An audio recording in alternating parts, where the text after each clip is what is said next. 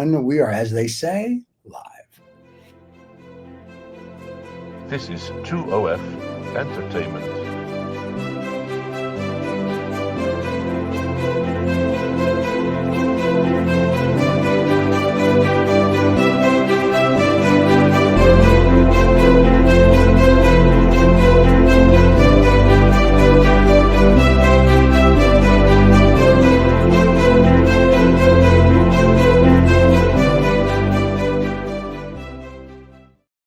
Well, and we're back. You know, every time I hear that, it reminds me of almost like Masterpiece Theater. I think I should be sitting in a chair, big leather chair with like a smoking pipe and a big sweater, and like just turn around when the music's over. So We should do that. We should do that. And welcome to Masterpiece Theater.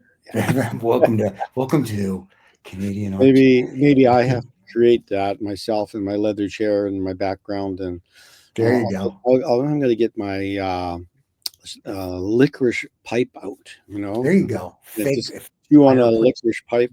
Yeah.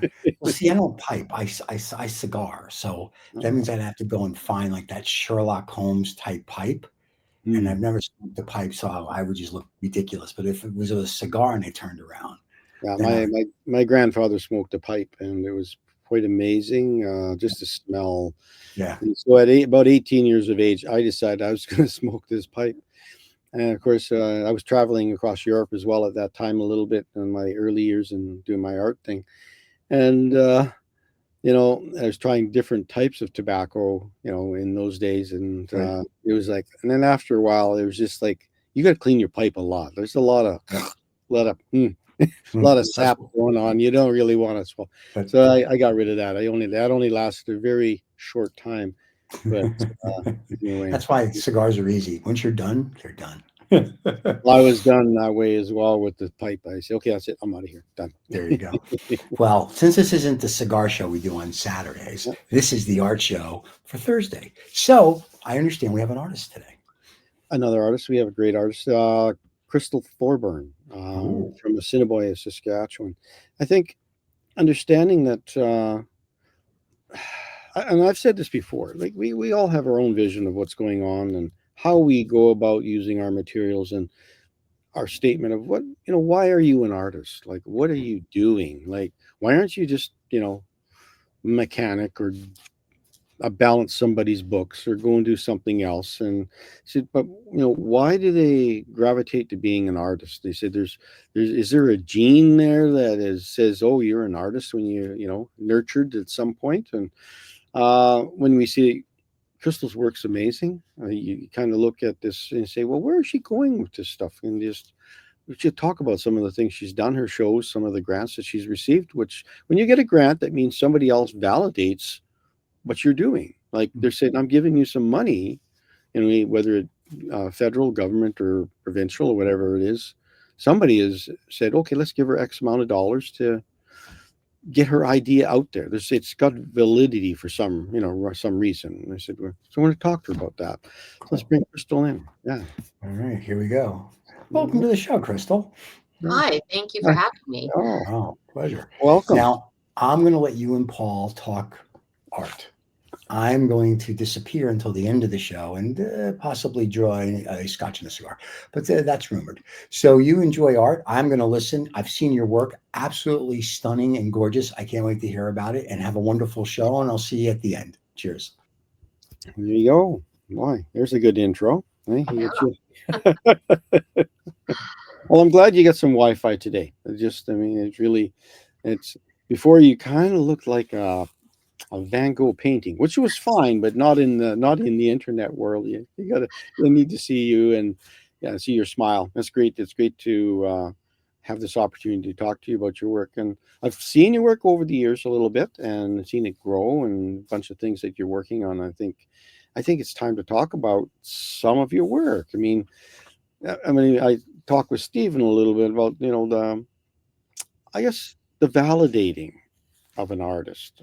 We'll go with that. We'll talk about that in a few minutes. But can you tell us a little bit about we'll bring people up to speed about your art journey, about kind of where you started and, you know, get you to the point where you are now today. Can you start us off at the beginning? Did mom like you to paint, or did your dad like you to paint? Is that Actually, I just like to draw, and I always like to draw kind of like a lot of people at the beginning when you're a kid and you're drawing and somebody says, "Oh, that looks pretty good." And so, it's encouraging, and I've always loved to make things and did that all my, through my childhood, and so then growing up, I just got more and more interested into the art world, and in my early 20s is when I actually got to take a real art class. Um, it was a drawing class through the university that was provided, and that was in Yorkton. And so it was a once a week drawing class. And so that was my first real introduction to the real art world. And from there, took as many workshops as I could whenever they were available. Didn't matter what medium. I just loved to do all kinds of art. And so I'm predominantly self-taught, I guess, and taken just different things from all of the workshops that I've done throughout the years and tried to make it my own, and just do what I felt I wanted to do. I guess I started out in oil mediums, and then went to watercolor and painted in watercolor for a lot of years, and then um, learned how to paint in acrylics, and then kind of combined watercolor, acrylics, ink, all of that stuff, and in all its various forms. Yeah. So that's where you became the multimedia artist as to what you're doing. Yeah. So I guess it's important. Learning by osmosis is what I call, like, it's a self-learner who says, I like this, I'm going to incorporate pieces of that into my oeuvre, like my work, or, how I'm going to work. And I think after, even as an artist that maybe have been, I guess, so-called educated or trained at university at some level, and they go out on their own, it takes, because they've been kind of ingrained for 4 years, as to, maybe a little bit how to see, how to look, how to try this, try that, and they might get a MFA, BFA, whatever. But at some point, they have to learn by osmosis as well. They get out and they go and do you get to travel and see the museums and galleries a little bit and do those things as well? Hmm. New stuff. Yeah, true enough. And that's always one of the things that I've always felt that I lack. Excuse me. Embarrassing. Very embarrassing. Bless you. Yeah. So, anyways, that's actually getting my degree was kind of one of the things that I always kind of regretted not doing, just to have that, I guess, formality, um, or that acknowledgement of being a real artist. Mm. Um, that kind of thing. But I mean, I overcome that now, and uh, I don't think that you need to go to university to be a real artist. I don't think that is, it's almost backwards. Like it's sort of like joining the army. When you go there, they kind of take your whole personality away and they try to rebuild you, right? And that's kind of the army thing. You'll do it the army way, and they kind of somewhat do that at universities as well. You'll come in with a certain energy, and you've come out of high school or somewhere and you're going to get into university in your programs, and yeah, they have a regime that you go through your drawing and your different sessions, but it's they kind of nurture you in a direction. It's not necessarily where you'll end up. It's just say, try this, and by the time it comes your fourth year or your sixth year or whatever, however you want to say, they want you to kind of find yourself. And it's great if you can find who you are as a painter or artist. And I find that in your work a little bit. Um, there's a discovery aspect about you as an artist. And I think willing to try this idea, willing to incorporate this and this into another idea. And I'm going to get Stephen to start our first image up here, and we'll be able to see what we're talking about. So you're a painter, and I say multimedia painter artist here. Yet I'm looking at an installation in the first, and this isn't where you usually start in your career. is in an installation. And we're not saying this is where you started. This is just saying here is one of the things. We've got a lot to show people here today, the diversity of what you do. But are they incorporated? Do they belong together a little bit?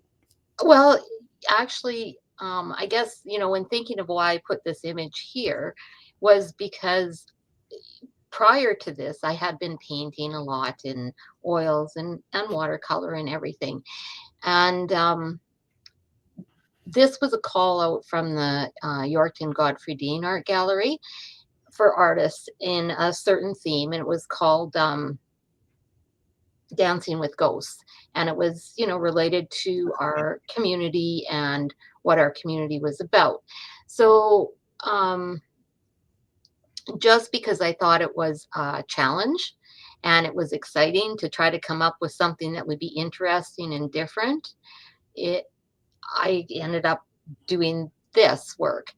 And I guess that's what's always been kind of part of my art creative focus is just creating something that's interesting and what I'm trying to say and doing it in an interesting way. So anyways, with following this theme and my work got chosen, it was the first time I showed in a professional gallery. And to me, this is the period of time when I felt like I was actually recognized as an artist. Um, and being able to put that title to my name. And so, yeah, and from there, it's just been a one big experiment, basically. So what do you, no, it's just cotton or silk? It was some silk, Okay. like So what it do is you, transparent, and it was just ink, Indian ink that I used on it. so basically a drawing on large pieces of silk Yeah. that you did, whether they be ink washes or the actual drawing. So is that applied with a brush that you did those kind of things Yeah, mostly, I or did. Yeah, a yeah. brush and basically it's So been what quite was? a while.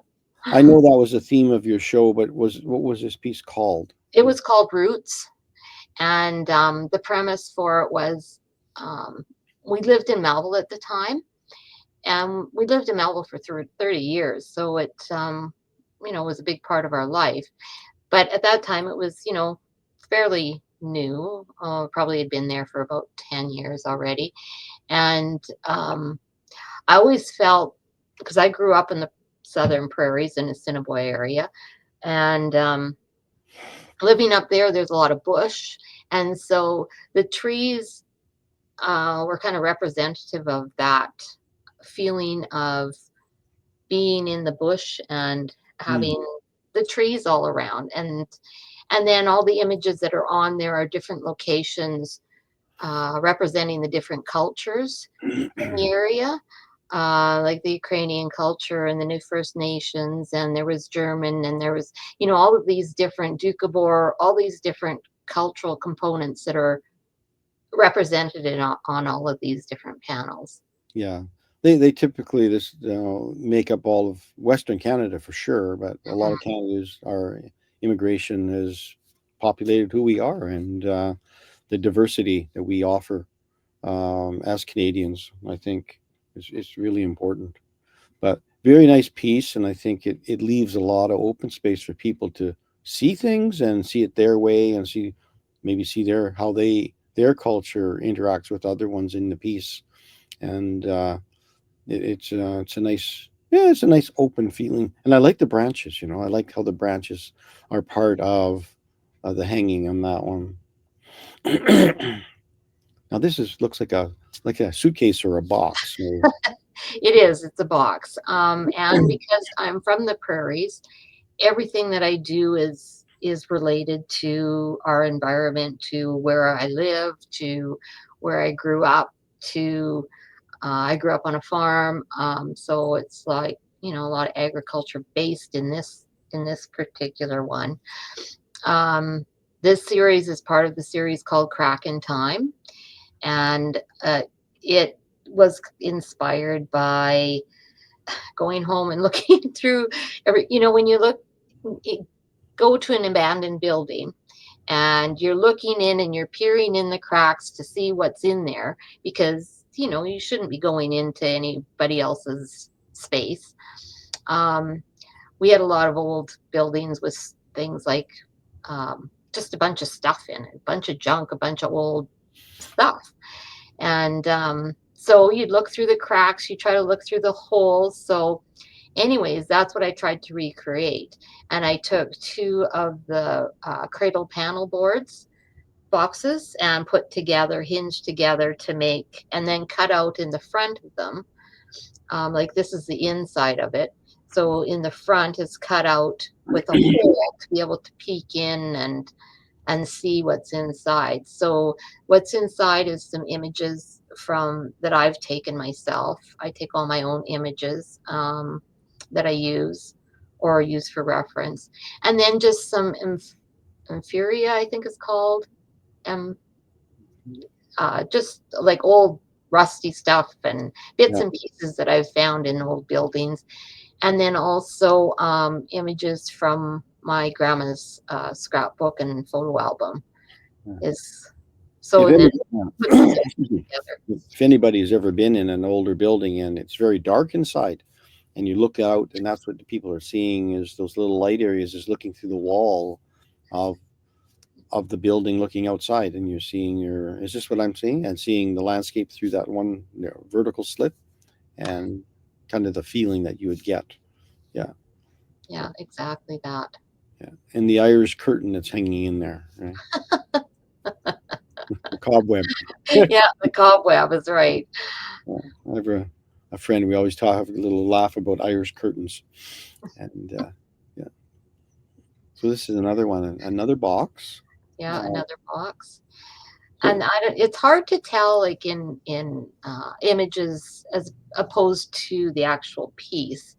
It's always a little bit different, but you can't really tell in the first image with the handle that there is a cutout slit where it's really dark right down in the middle is where it's actually cut out to be able to look in. okay. Same with the very bottom piece, and right above that rusty hinge where it's the darkest black is where it's cut out of the wood. Yeah. So I just used a jigsaw to cut it out. And And then you're fortunate because you live in the country. You probably have some place you can store all this stuff. I mean, well, not really. That's part of yeah, that's always an issue. isn't Doesn't it? matter where you live. Yeah.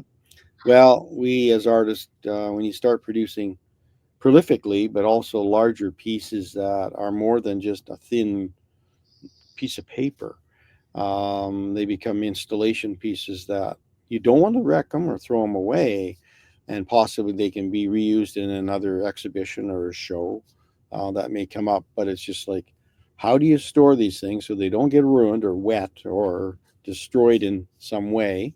And it's always a challenge. And as I think artists, especially if you're living in a city and someplace in a condo or someplace, and you have to either rent space to store all. I find it a little bit like it kind of cumbersome on an artist a little bit because they can't stretch out. They can't do a lot of those things. And it's nice to see that you're able to do some of these pieces that you love. And tell us, was this part of one of your shows as well? This was an exhibition, solo exhibition at the Godfrey Dean Art Gallery, and it was called Fragmentations, and it was again going home and seeing the piles of junk and like just metal. And I shouldn't say junk. It's not. It's to some people it's junk. It's just stuff that's been left that isn't useful anymore on the farm. And so you get old pieces of equipment, old parts of equipment, old the whole pieces. And so for this one, I really wanted to try to just recognize that this is all stuff that had a use at one time, and now just sits there. But there is some beauty to it yet. I don't know. Um, And then, of course, these were really, really large pieces. And because you can't buy pieces of, I was using 10 test, which is ceiling tile, and I could only get it in, I could get it in 4 by 8 foot sheets, but this is like, I don't know, I think it was around 14 feet long. So I pieced it together kind of like a jigsaw puzzle in a way, but layered it so that there's like 3 or 4 layers to it, to get it to that size. So they're cutout shapes that are assembled, Hmm. and you use the ceiling tile for the cutout shapes. Yes, because it's lighter than plywood. It is, but it's a lot more fragile as It well. is, it is, and so I had to, I prepped the edges and sealed Oh, all the edges and then yeah, painted them all, of course, and yeah, it was a bit of a it was a big, big project. big project is right. But I know, and a lot of times this is understanding, like you do this, the natural world and things, and it feels because of the, I guess, the tones, the browns, the rusted feeling to them a little bit. It's like it wants to go back to nature. It has that kind of, but it also feels that pile of bones feeling to it. That's what I'm getting from what I when I see this type of work, and I think it's and where Regina is notorious for you know all the buffalo bones that they in the early years of the decimation of our buffalo, and they were just doing it. The bones are on rail cars of bones. It was terrible. Hmm. Uh, and you kind of go farming requires equipment and things to build things with. And they forget that when stuff gets old, those things have to create, they has to go back somehow. It either goes back to the smelter and gets crunched back down into metal again, what's left of the shovel. And that's what these are shovels from cultivators, Right, exactly. from what I'm seeing. But that's what I like about art. They look like other things. And I'm going to give you something, hopefully, that and I'll say publicly a little bit. They look like coats and jackets, and you can take that where you want. I'm not going to go that, but it feels like that in the work. And when you see a pile of coats and jackets, and small ones and large ones, you can get a different feeling. And that's what I like about art. It can be read so many different ways. This is the first time we had this conversation about that as well. I never revealed that to you before, but I think understanding when your work lives in a different way, people see things differently, and it gives a reason why people want to go to your show. If they know what they're going to see, why come? But if you've got another idea that's hidden in there, maybe, or somebody says, "Well, did you see that?" Or the colors, I like that, or different things that maybe even the artist didn't notice. Um, and I guess it excites you as well to talk with people about it, when they see other things. Anyway, this is what I got from that. And occasionally I speak up about things like that, but I think that's pretty fascinating, actually, when people see other things in my art than what I see or thought or intended or any of that. And I think that is really cool because then I feel like I've accomplished what I want when I can connect with another person in whatever way that could be. So I appreciate that. oh, there you go. And I appreciate the opportunity to talk to you about that piece. And I just thought it just caught me off and said, "There's something here familiar, something historical about this thing," and bringing us back about our, um, I guess our past a little bit. And it was just something that a fleeting thought, but it's nice to see it in paint, and that's what I got from it. Anyway, let's get on to other things here. Can you tell us about this? This is kind of, I feel like I want to walk here. This feels like I want to be in this space. And can you tell us about this this prairie? This I love this prairie.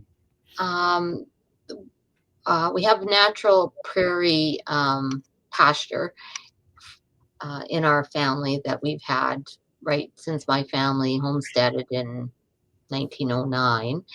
And so as a kid growing up, we spent a lot of time in the pasture because we'd go there and dad would be fixing fence or checking cows or whatever, and we'd wander around. And as a country kid, that's what you did. That's what you just wandered around and looked at stuff and tried to find things. And this is along the Lake of the Rivers, which is a dried up lake. Well, it's not totally dry. It's got water in it sometimes and sometimes not, and it's starting to dry up. But when we grew up, anyways, there was lots of water in it, and we go down there swimming and whatnot. The rocks and the colors and the flora and fauna is spectacular there, and it's just a small piece of the native prairie that is very special to me. And so I like to paint a lot of different things from that little space. And How large is this painting? the painting is about, I think it's around 12 by 40 or 16 by 40. Okay, so it's not real small, but No, it's very nice long. It gives a real sense of without showing the sky or too much in the foreground. There's a slice of the prairie. It just gives you late afternoon. It has that feeling. It's cool and calm, a little bit still warm out, and it almost says, "I'll go meet you at the rock." It's like the kids know where the rock is. But there's lots of rocks there. But I like that the sage. I can almost smell it. It just if people walk in a field like this in August, and the smells are just vibrant. Especially in the evening. And I don't know if it's just from you know you touching them and they activate the smell, like when you walk through a sage yeah, section of wild sage. It's just gorgeous. it Yeah, is. I love the light. The light is just amazing, and the rock looks very settled in, and you just it's at home. Feels very homey piece, and anybody who's been on the prairie, they can really and have had this kind of walk and understand what this is. A beautiful piece. There's another one. Yeah. Yeah, and everyone is unique, and it depends on the season and time of Mm, year, time of day, all of that. The golden hour, all of those things that can play into it. And yeah. so, and I when I'm walking, I'm picking up rocks all the time. So Come home with a pocket full of rocks. I do. I do. That seems to have never left me for whatever reason, but it's Yeah. um I it's I did the same thing when I went to Victoria one year with my wife and I. We went there and went walking on French Beach, and I ended up coming home with these beautiful black round rocks, and in my luggage, I have all these rocks. And he says, "Where do you get all the weight from?" He says, "You got these beautiful little rocks." But I said, I just couldn't leave them. I had to have a few to take home. We don't get that kind of rock on the prairies, and it's just mhm. really dark, and they've been polished, just beautiful egg like. They're so nice on them. Anyway, back to you and the rocks. But yeah, and this is again a fall scene, and you can see the lichen on the rock, and I think it's just I like the design of it. I think it feels really. I understand it. I don't know what it is. There's just a feeling that I understand that it didn't need two rocks. It doesn't need it one rock, and it. I think part of it is the land and the shrubbery and things are around it, but the lichen on the rock has softened the rock, so the rock belongs. It's like a friend. If the rock was just barren, it's like it was a new rock just put there, where this rock has been part of the environment. Well, Yeah. and I guess that's part of what struck me too is how long these rocks have been sitting here, and what have they seen, or what they Yeah. what Experienced. what Yeah. things have gone on.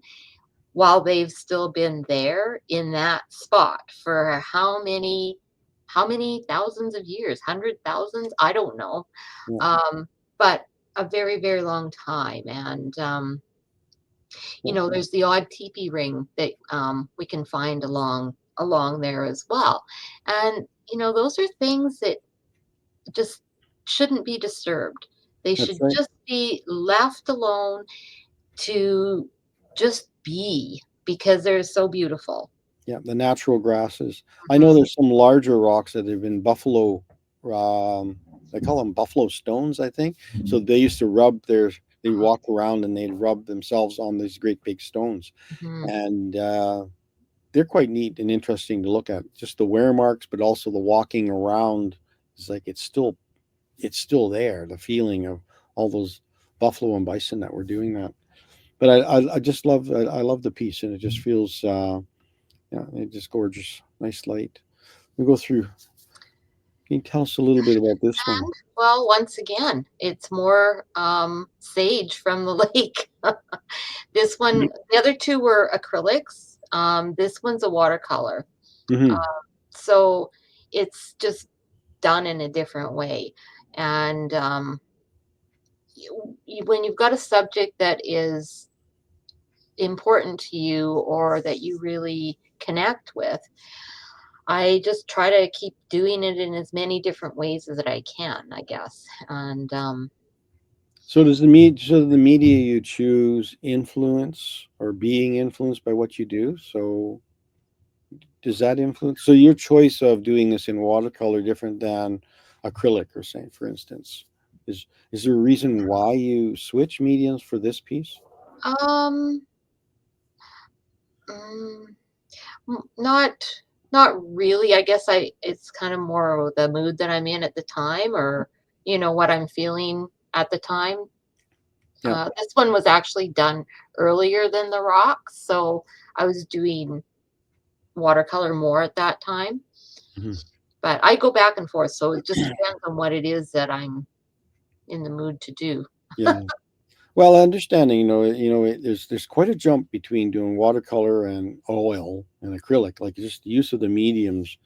Um, and maybe if just understanding wet into wet and how you're going to work with a watercolor. Um, but I think it's one of the more natural mediums. Mm. It's very natural, and so it can replicate very nicely and represent what you want to present to people. So is this about a half sheet or a quarter sheet? It's a full sheet. It's a full sheet. It's a Okay. full sheet. Yeah. It's a large 2230 piece. Yeah. So it's Yeah. it's a lovely piece. I like. No, and this is more of an aerial looking down on Mhm. the piece. Yeah. Mm. And I almost think if you turned it 90 degrees sideways, you'd be looking at it almost sideways. It almost like a horizontal. It could go either way, I Yeah, think. it could. Yeah, it's just kind of cool that is that way. It's just when you see that large, heavy branch going off to the right at the top, it anchors it there, and you kind of, oh, maybe it does. Because we always like to see things go off the top of the page. I don't know what it is. But it's Oh, like that's true. That every, is true. every sky's got to be blue. I don't know what that's all about. But it's And once again, this has been a little bit later. This is Mhm. the pincushion cactus from the lake again, or from that's You in our you path. know it when you step on one of these babies. Yeah. That you do. Yeah. So then this one, I did. I put a watercolor absorbent ground on a wood cradled panel Okay. to do this piece, and I painted it in watercolor. It's a Okay. lot smoother, kind of textural. You can kind of see some of the marks in there from um, the surface gesso. Yeah. So, Um, so was this one of the early ones where you started incorporating insects into it as well? yes, Yeah. exactly. Yeah. Um, and then yeah, and the ink and pen a little bit more, letting it show through instead of trying to hide it and be, super realistic. I tried to be a little bit more I guess, stylistic. I don't know. I don't know what the term would be, but Yeah, and I don't know the terminology either for it, but there's, it's still, um, it's probably more in the drawing aspects of something with color added, kind of a feeling to it, but right. it's not. It's still, it's telling me a story, and I like that part about it. Like it's like saying, especially when when the bee is added to the piece, I'm going, oh, because we're probably more aware about our bees that are essential to what we're doing. Um, and I think it's just how they play that role in nature and for ourselves. Yeah. It's nice to be able to make a response to that. I mean, there are a number of artists now painting more and more insects and bees into their works rather than just say, here's a beautiful bouquet of flowers.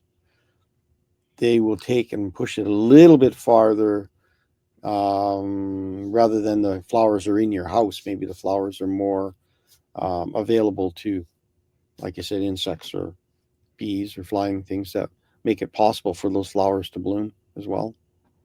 I guess Yeah, it's. and just adding that extra element of life to it. Mhm. And I mean, without one or the other, neither would exist, right? So, Yeah.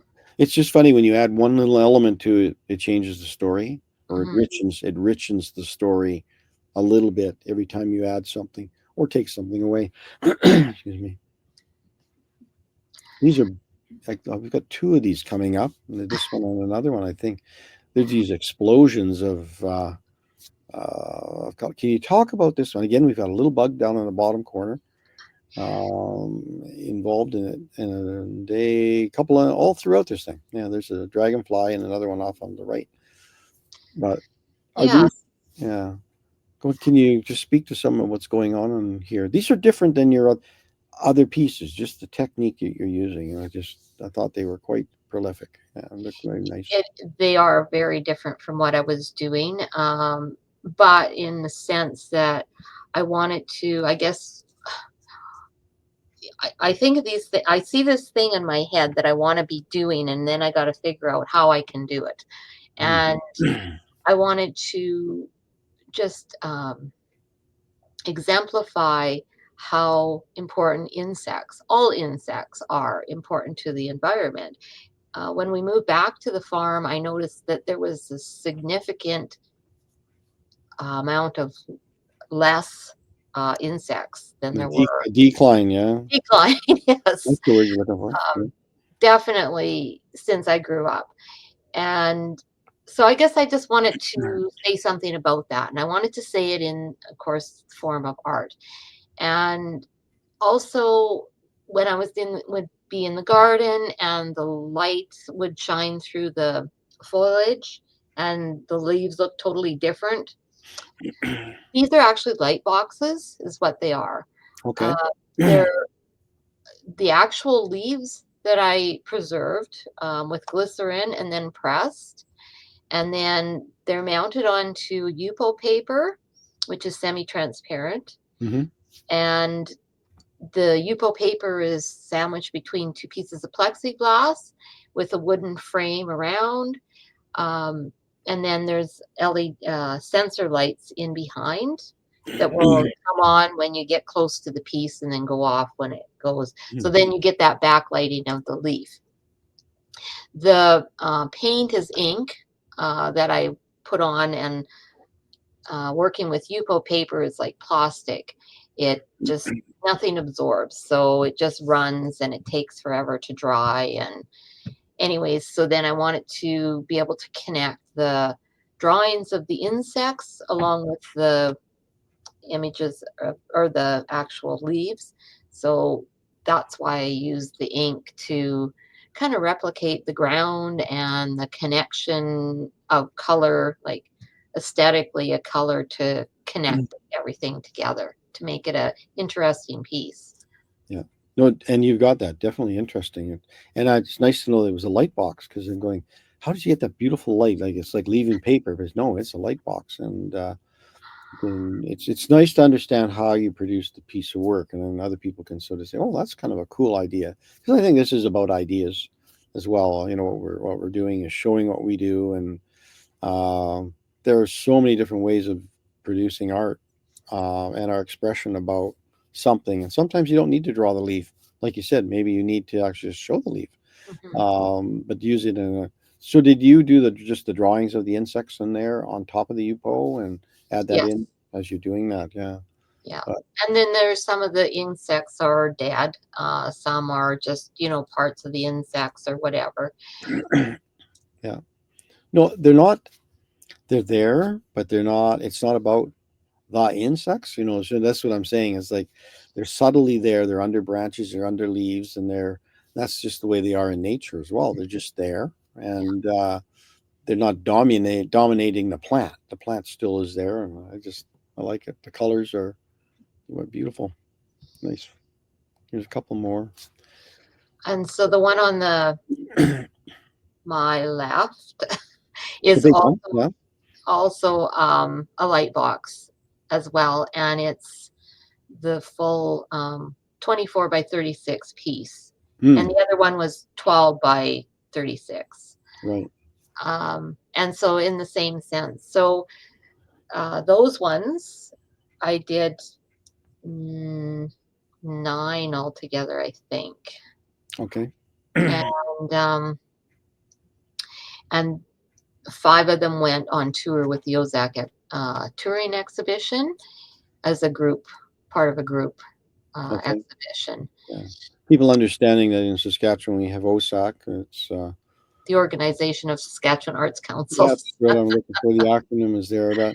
And it's a great opportunity to have your work, even especially as a group, or be chosen to go throughout rural Saskatchewan, the communities.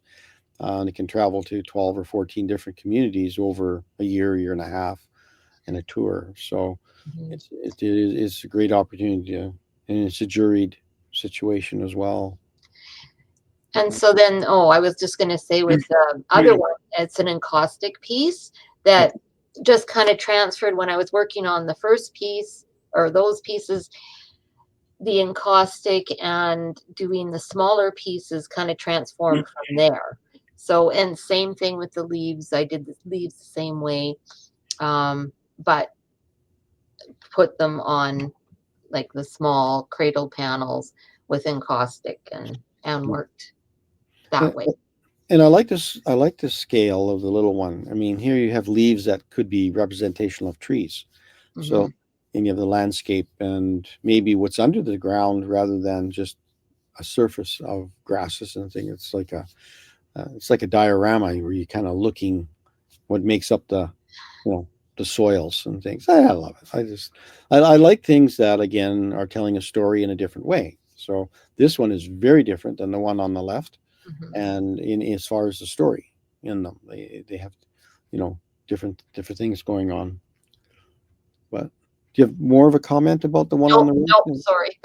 You can go on to the next one because the next one's kind of the same thing. Well, it's kind of nice that it's the encaustic aspect of it, in the wax. And then that's what this one is as well, is the encaustic and the gold leaf and the real Canadian leaf, Canada leaf. You jazzed it up with some gold leaf in there. I did, yes. Well, I think metals are really hard to shoot, like photograph and do different things to give the feeling what you're doing. But I think it's, again, a very strong story. There's a lot going on. Again, you can read what you want into it. It's kind of it's a very Canadian piece. And I do like that piece as well. The scale of the bee and the leaf. Yeah. Well, here we're going to get into, I think we now have a series of full sheets, probably. This is acrylic. Okay. This is an acrylic piece, and this was 42 by 24, something like that.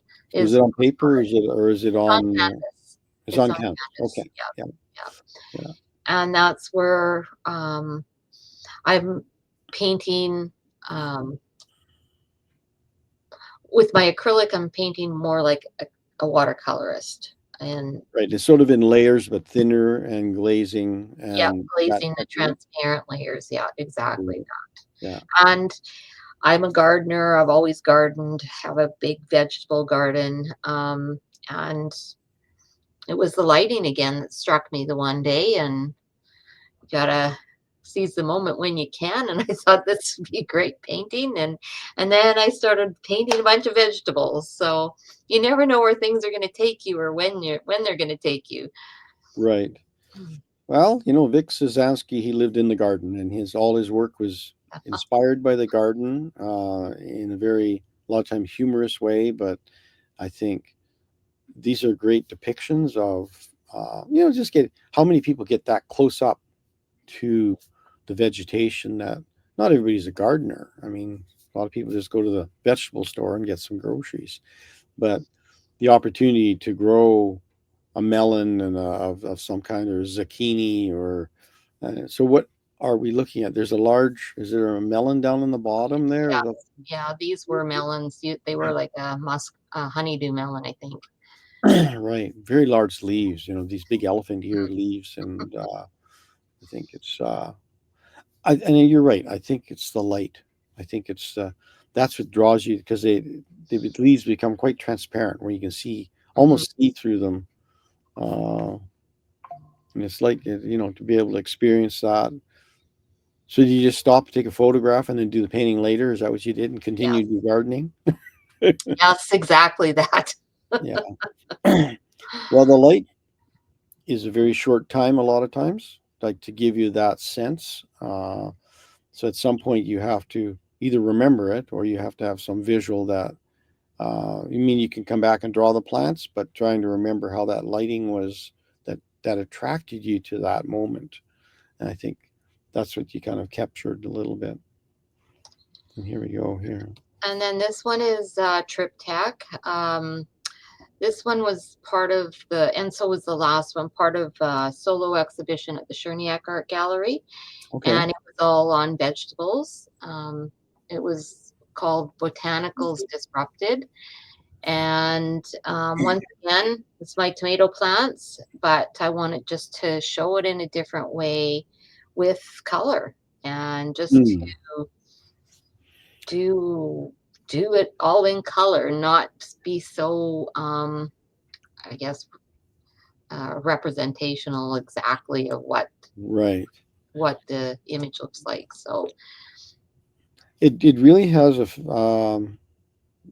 at least 3 season feeling to it, you know, mhm. and I don't know if that's the reasoning for the context of it, but it's Well, like go ahead. sorry, part of it is, yeah, when you do see the tomato plants, they can be in all stages of that. They've got some of the dead leaves, and ripe tomatoes and green tomatoes and green leaves still. So yeah, you're right in that aspect of things for sure.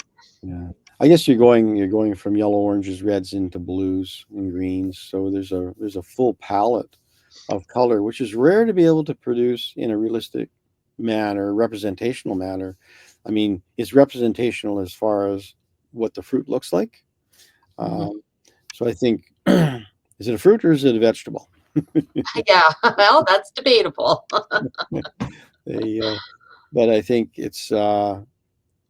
I like it because it's kind of striking. You know, it's it's it's not what you would normally expect. If somebody said you're going to come in and see some drawing, some paintings of tomato plants and some vegetation, and this one kind of stops you a little bit and say, "Well, oh, why did you do that? Why did you do this?" Starts asking questions, and I think we want that of our work. I think as Mhm. artists, I don't think as artists we typically give answers to a lot of what we do. It's probably, do you find that it's you peeling back layers to understand what's going on yourself when you do your work? Yeah, sometimes it's and then sometimes I don't know why. You wonder, why am I doing this? But You get shocked some mornings when you come back in the studio and you look and you see what you did the day before, and you say, "Oh, I didn't realize I caught that." So you're kind of like, do you paint sometimes it feels like you're on automatic, You Oh, sit, definitely. Yeah. it's Yeah. just like put the music on or whatever, and they said the next day you come, oh my goodness, I did that, or oh my god, what? It's time to paint that one over. But I find, this is a personal thing. Sometimes that happens when I paint. Is a little bit you're in another world, Hmm. and you're absorbing things that, um, and putting things in, kind of spontaneously, automatically, just gut feeling what to do. And you come back the next day and you said, yeah, maybe yes, maybe no, but it looks different the next day for some reason. Do you? Yeah, I totally agree with you there. Yeah. It's certainly like that for me as well. You kind of get lost in a zone, and it's sometimes hard to get back out of. Well, Uh, sometimes it's if you've been away for a long time painting, it's hard to get into that zone. mhm. When you get and people realizing that when you get into that zone, you want to stay in it as long as you can. You got to ride the wave as long as you can, because sometimes when you get out, it's different when you come back in. There's this vortex that I don't know what it is. It's just, but if you paint every day, it helps a little bit. But sometimes, sometimes the subject matter is probably as important as anything. In I other would words, think so. you need to have the endurance to want to say, I need to produce X amount of pieces about this subject, because I want to. Like it's compelling me to until you drain it dry and you move on to the next, segment of your drawing life or painting life. Yeah. And that is so true. Like I did uh, lots of tomato plants, lots and lots of tomato plants. And then I'd stop doing some, and then I do a whole bunch more. And it's the same thing with the prairie scenes. You do it and you do it a whole bunch because I like to work in a series. I like to work in where I'm, more focused in like the garden stuff Mhm. or whatever. And like you say, until you've done enough for now, and and it's time to move on and on to something else. But Exactly. No, it's beautiful. We're hmm. going to talk about this one before we close on this one. So, So this one is one of the last pieces that I painted, and it's of the wolf willow down at the lake. I've tried to. I guess you do naturally kind of transform and change as you go through your painting life, and it's definitely a different I guess it's different in one way and not in another way, but I try to have a little bit more drawing into my paintings, and mhm, incorporating the drawing aspect, and to have a little bit more mystery to the piece. mhm. um and so, and then this is a little bit more of a limited palette as well from what you just saw. So Yes. it's Yeah. always experimenting and playing, and just kind of where I'm at the time and I'm working on more pieces that are kind of similar to this. So this is where I'm at in the moment. Yeah, it has a very nice botanical feel. There's an understanding of, when you have those little umbers and things and you push things back and some of the blues that are coming, the blues are actually coming forward, which is rare in a piece of work. The warm colors usually come forward, cool colors go back, but here we've got your warm, deeper colors pulling in behind these blues. But there's a classical feel to this. I mean, I think you're onto this would be a very amazing series of work to look at. Where you're going to go with this one. Um, so many people paint wolf willow, and it is that kind of bluey green feeling to them, but um, And it changes with the light all the time, and is such a hard color to come up with. It's it really, is. Yeah, that's where the layers come in again. yeah. No, there's an elegance to it, and I think there's a story to be told here. So yeah, continue down this road. This is pretty amazing. I really love this piece of work, and this is a large piece as well. Yeah, it's probably 24 by 40 again. Yeah. So down is it there. on panel? Is it on panel or It's is on it canvas, actually. on It's a canvas? wrapped canvas. Yeah. Yeah. Beautiful. Yeah. Well, not you, Stephen. You're not beautiful. I'm beautiful, please. I sit here and look pretty. That's my whole job. So it's a tough job, but someone's got to do it. No, your work is absolutely gorgeous. Because see, I got to look at everything before, and then I went to your website. So the question that we ask all the artists: so if someone wants to buy one of your pieces, what do they range from where to where? Well, the smaller pieces, like the small encaustic pieces, they start at 200, Okay. and then it just goes up to around 1500. Okay. So, you And know, you ship worldwide. I haven't, but You just I always could. say yes. I Just could, yes, of yes, course. There yes, you go. of course There you I go. can. Because Anything's we, possible, right? all right, there you go. So Yes. there you go, everybody. So if you like Crystal's work, she will ship to you. We have people that watch in the Middle East, and we have people that watch in another foreign country called America. So we just the people know that it can be shipped. Just way if they like it, you can wrap it, ship it, however you want to do it. So we always like everybody to know that Make it happen. some things, yeah. Some Yeah. people do sculptures, and we ask them if they can ship it. They're just sort of like, it'd be easier to fly me over and just do it there. But because this is art, you can roll it up. It's a little different. So, Yeah. But your work is absolutely gorgeous. Your links will be below. So if anybody wants to get a hold of Crystal, you can contact her directly. If you can't figure out how to do that, contact us here at the show. We'll put you in touch with her. Some of our viewers, not too clever. So that's why we do that. And other than that, that's it. Thank you so much. Don't forget to subscribe and like, and we will be back next Thursday with another artist in Canada. We will, and it'll be actually it's going to be a little bit of a different one next week. Quite different, actually. Well, thank you so much today, Crystal, for your time. Yeah. Thank you very much. Have a great day, everybody. Cheers, everybody. See you next Thursday. Thank you. Bye. Bye.